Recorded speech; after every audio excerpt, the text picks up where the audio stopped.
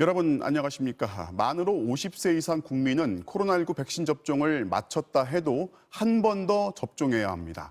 또 몸에 질환이 있거나 얀센 백신 접종자, 의사나 경찰처럼 우선적으로 접종했던 직군도 추가 접종을 해야 합니다. 백신 접종자들의 돌파 감염을 막고 중증 사망 위험을 낮추기 위한 조치인데요. 먼저 박윤수 기자가 보도합니다. 현재 60세 이상에게 시행 중인 백신 추가 접종, 부스터샷이 다음 달부터는 50세 이상으로 확대됩니다. 50대 접종 완료자 791만 명 가운데 접종 완료 후 6개월이 지난 사람들이 다음 달 1일부터 예약을 할 수 있고 접종은 15일부터 시작됩니다. 11월에 한 20만 명, 그리고 12월에 한 11만 명 정도가 대상이 되기 때문에 이분들은 6개월이 도래한 시점이 먼저 왔기 때문에 아스트라제네카 백신으로 접종을 완료했다면 화이자나 모더나 등 mRNA 백신으로, 화이자 모더나 백신으로 접종을 완료했다면 같은 백신으로 추가 접종을 받게 됩니다.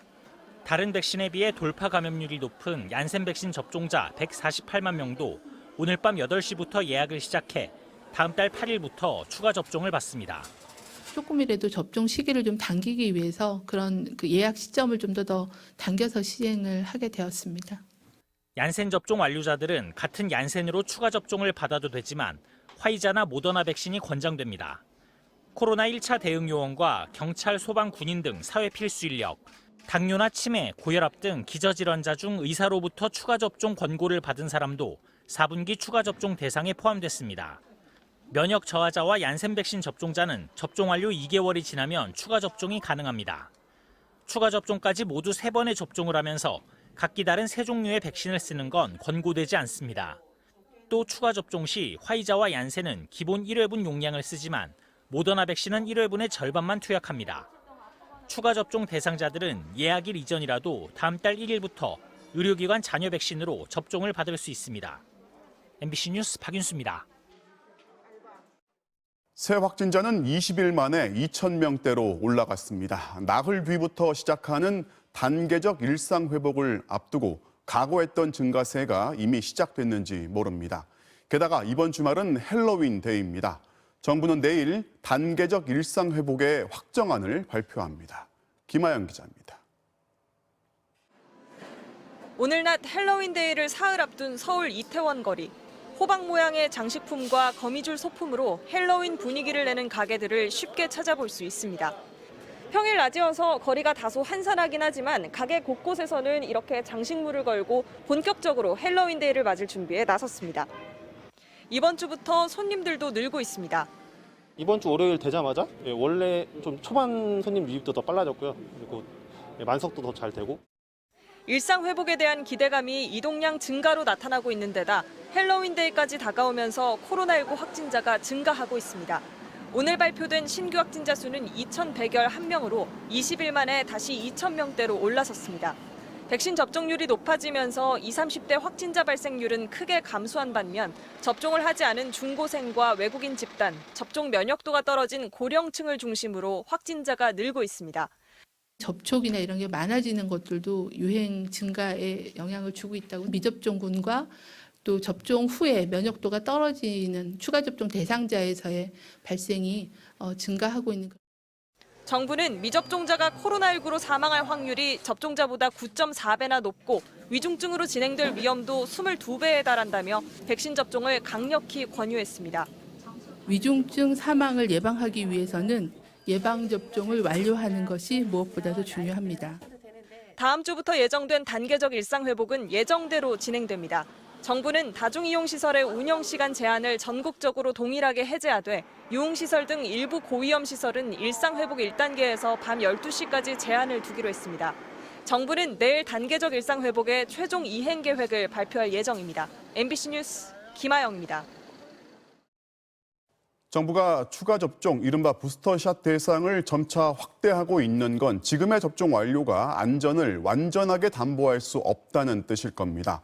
보건복지부 담당하는 박선하 기자에게 몇 가지 질문 더 해보겠습니다. 박 기자, 네. 추가 접종 대상을 이제 50세 이상으로 확대한 것도 그렇고요. 이런 추가 접종을 매년 할 수도 있다, 이런 전망이 나왔어요. 네, 미국 모더나사의 최고 경영자가 그렇게 말했습니다. 네. 오는 2023년부터는 50세 이상 모든 사람이 매년 부스터샷을 맞게 될 거라는 건데요. 미국에서 추가 접종 대상은 65세 이상 고령자 등 일부 고위험군인데 이 대상이 우리처럼 50세 이상으로 더 확대될 걸로 전망한 겁니다. 백신 효과는 시간이 지날수록 약해지는 데다 50세 이상 연령대에서 입원율과 사망률이 특히 높다 보니 이렇게 판단한 걸로 보입니다. 여기에 더해 앞으로 면역 체계가 손상된 사람은 4차 접종까지 받아야 할지도 모르겠습니다. 미국 CDC가 암 환자와 장기 이식 환자, HIV 감염자 등 3차 접종을 받고도 면역이 충분히 형성되지 않은 경우 한 번 더 맞을 것을 권고한 건데요. 조만간 우리나라도 같은 결정을 내릴 가능성이 커 보입니다. 자, 그리고 이제 오늘 발표를 보면요. 1차 접종 때 무슨 백신을 맞았는지와 전혀 상관없이 추가 접종은 이제 무조건 파이자 아니면 모더나로 결정이 됐는데 이건 뭐 효과 때문이겠죠. 네, 초기에 그 아스트라제네카 백신을 2번 맞는 것보다 화이자로 교차 접종할 때 효과가 더 좋은 것으로 나타났었잖아요. 그랬죠. 그것과 비슷한데요. 백신 접종 뒤 코로나 바이러스를 무력화할 수 있는 중화항체가 얼마나 생기는지 비교해 보면요. 얀센 접종자에게 같은 얀센 백신을 추가 접종하면 이 중화능이 한 4배 정도 증가하는데 화이자 백신을 추가 접종했을 때는 35배, 모더나 백신은 76배가 증가하는 걸로 나타났습니다. 네. 그리고 모더나 백신으로 추가 접종하면 기존 1회 접종량의 절반만 투약하게 되는데요. 백신에 들어있는 항원량과 관련이 있습니다. 화이자 백신은 1회 접종 용량에 항원이 30마이크로그램이 들어있는데 모더나 백신은 훨씬 많은 100마이크로그램이 들어있거든요. 네. 뭐 항원이 많다고 해서 항체가 특별히 더 많이 생기는 건 아니고요. 다만 모더나 백신을 추가 접종할 땐 절반 분량만 접종해도 중화항체가 생성되는데 문제가 없다는 임상시험 결과를 검토해 결정하게 된 겁니다.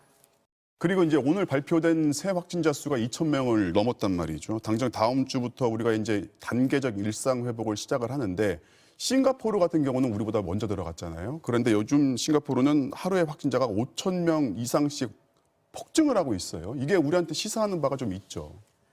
네, 오늘 싱가포르의 신규 확진자는 5,324명으로 어제보다 2,000명 이상 급증했습니다. 네. 지금까지 확진자가 4,000명을 넘은 적도 없었는데 5,000명을 단번에 넘어버린 겁니다. 싱가포르 백신 접종 완료율은 84%로 세계 최고 수준인데도 이렇게 확진자가 증가하고 있는 건데요.